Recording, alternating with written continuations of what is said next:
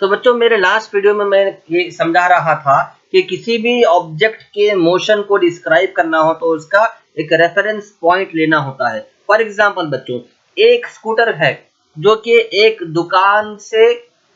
दुकान के करीब खड़ी हुई है, एक दुकान के नजदीक खड़ी हुई है, ठीक है। अब हम ये कह सक अब हम स्कूटर के मोशन को डिस्क्राइब करना है तो ये कह सकते हैं कि स्कूटर जो है फिलहाल रेस्ट पोजीशन पे है, दुकान से कुछ फासले पर यानी 10 फीट पर 15 फीट पर एक स्कूटर खड़ी हुई है, यानी रेस्ट पोजीशन पे है।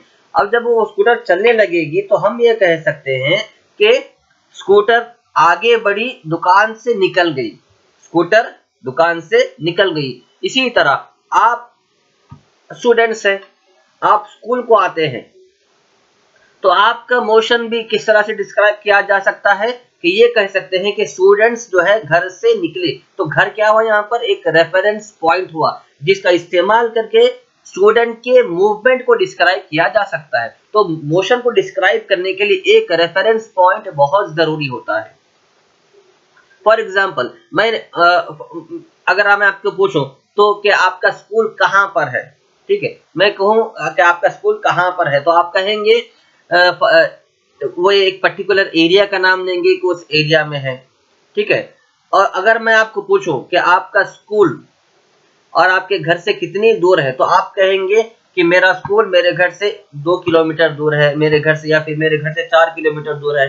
तो यहाँ पर आपका घर क्या हुआ, रेफरेंस पॉइंट हुआ, और ऑब्जेक्ट क्या हुआ, स्कूल हुआ, जो डिस्टेंस पे है, ठीक है। यानी आपको अगर आपके स्कूल को आना है तो आपको मूव होना पड़ेगा, मोशन अप्लाई करना पड़ेगा आपको घर से निकलकर स्कूल को आने के लिए। तो ये हर चीज का जो मोशन है ये रेफरेंस पॉइंट के जरिए से डिस्क्राइब किया जा सकता है।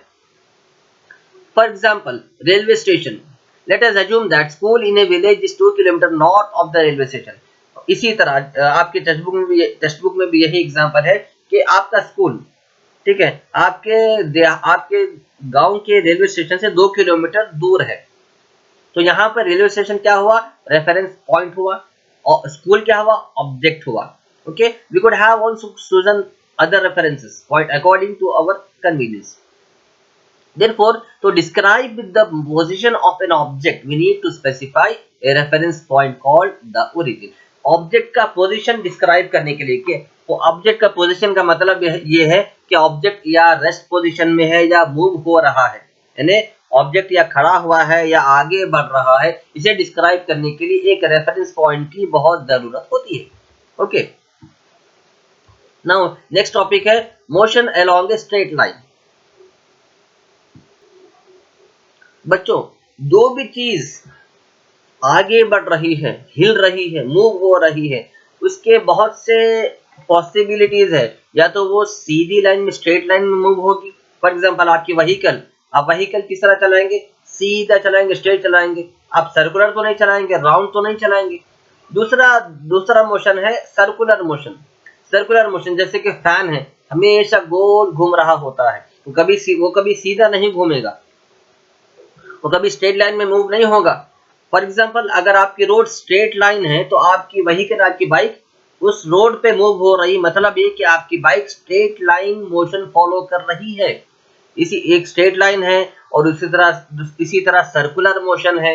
ओके, उसी तरह वाइब्रेटिंग मोशन आप स्प्रिंग को वाइब्रेट करते हैं तो अप डाउन होता है, ठीक है। इसी तरह आपका फोन वाइब्रेट होता है, हिलता है, अप डाउन हिलता है।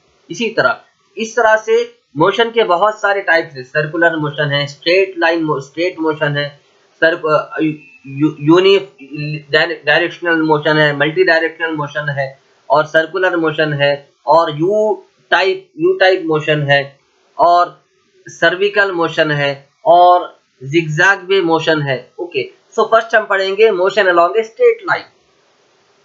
ये स्ट्रेट लाइन का जो मोशन है बहुत सिंपल टाइप का मोशन है। Okay, consider the motion of an object moving along a straight line from object. For example, आप चलो एक मिसाल देता हूं, आप समझ लो कि यहाँ पे एक चीज रखी हुई है, ठीक है, यहाँ पे एक चीज रखी हुई है, और ये ये स्ट्रेट लाइन जो एक्चुअली ये रोड है समझो, ठीक है। यहाँ पर एक व्हीकल रखी हुई है, यहाँ पर ये स्ट्रेट लाइन जो है ये रोड है, और इस व्हीकल को आप अपने घर के ऊपर से देख रहे हैं, टेरेस से, अपने घर के छत पर ठहर कर खड़े रहकर आप देख रहे हैं कि यहाँ पे एक स्कूटर रखी हुई है, और ये आपके घर के सामने स्ट्रेट रोड है, बिल्कुल सीधी रोड है, बिल्कुल स्ट्रेट रोड।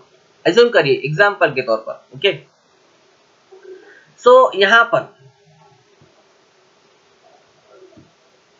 और ये जो 5, 10, 15 है, एक्चुअली क्या है, ये किलोमीटर है, यानी मतलब ये कि 5 किलोमीटर, ये 10 किलोमीटर, कहाँ से, इस पोजीशन से जहाँ पे स्कूटर खड़ी हुई है वहां से इतना डिस्टेंस 5 किलोमीटर है, इतना डिस्टेंस 10 किलोमीटर है, इतना डिस्टेंस 15 किलोमीटर है। तो जब आप स्कूटर स्टार्ट हो गई तो आप देखते हैं कि स्कूटर 0 से स्टार्ट हुई, ओरिजिन से, और आगे बढ़ती स्ट्रेट लाइन मोशन में आगे बढ़ते हुए 5 किलोमीटर रीच करी। इसी तरह और आगे बढ़ते रही, फिर 10 किलोमीटर कवर करी डिस्टेंस, इसी तरह और आगे बढ़ते हुए 15 किलोमीटर डिस्टेंस कवर कर ली, उसी तरह 20, 25, जब 25 किलोमीटर डिस्टेंस कवर हो गए तो वो सी पोजीशन पे आ गई, यानी सी पॉइंट पे, ठीक है। इसी तरह डिस्टेंस कवर करते हुए बी पॉइंट, इसी तरह डिस्टेंस कवर करते हुए ए पॉइंट, फिर वापस स्कूटर वही रास्ते से वापस भी तो ए से बी पॉइंट को आ गई, बी से सी पॉइंट को आ गई, सी से 0 पॉइंट पे आ गई। तो इस तरह का जो मोशन है ये मोशन अलोंग स्ट्रेट लाइन कहते हैं, ठीक है। इस तरह का मोशन को क्या कहते हैं, मोशन अलोंग स्ट्रेट लाइन। यहाँ पे बच्चों एक दो बहुत जरूरी डेफिनेशन आपको बताने वाला हूं। एक है डिस्टेंस, दूसरा है डिस्प्लेसमेंट, ओके। डिस्प्लेसमेंट का मतलब है कि अपनी जगह को चेंज कर दूसरी जगह पे जाके खड़े होना, डिस्प्लेसमेंट, ओके। डिस्प्लेसमेंट और डिस्टेंस बहुत इंपॉर्टेंट कॉन्सेप्ट है बच्चों, अच्छी तरह गौर से सुनिए।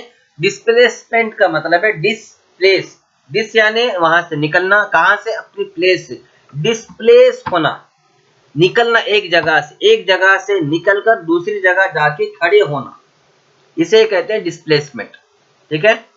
अब यहाँ पे स्कूटर का एग्जांपल लूं मैं, स्कूटर यहाँ से निकली, 5 किलोमीटर कवर करी डिस्टेंस, 10 किलोमीटर, 15 किलोमीटर, 20, यहाँ तक 60 किलोमीटर यहाँ आई, ओके।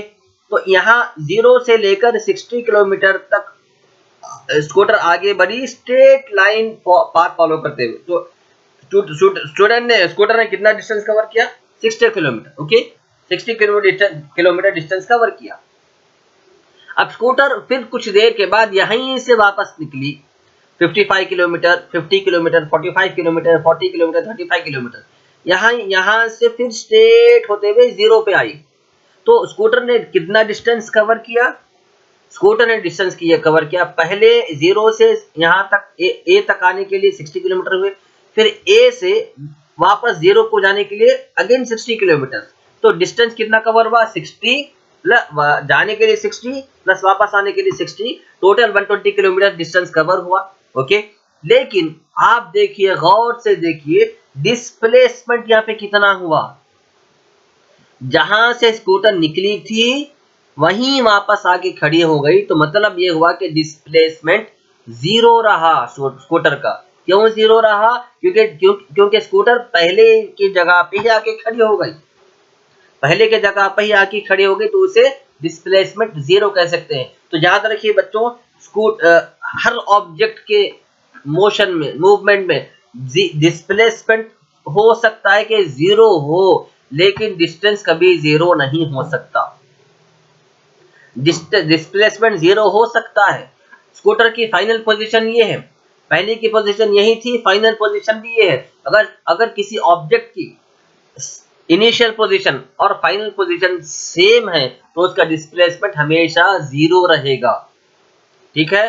अगर फाइनल पोजीशन और इनिशियल पोजीशन अगर एक ही है, सेम है, तो उसका डिस्प्लेसमेंट 0 रहेगा, लेकिन डिस्टेंस 0 नहीं रहेगा। ये दो बहुत इंपॉर्टेंट कॉन्सेप्ट्स है जो आपको समझने की जरूरत है, ठीक है।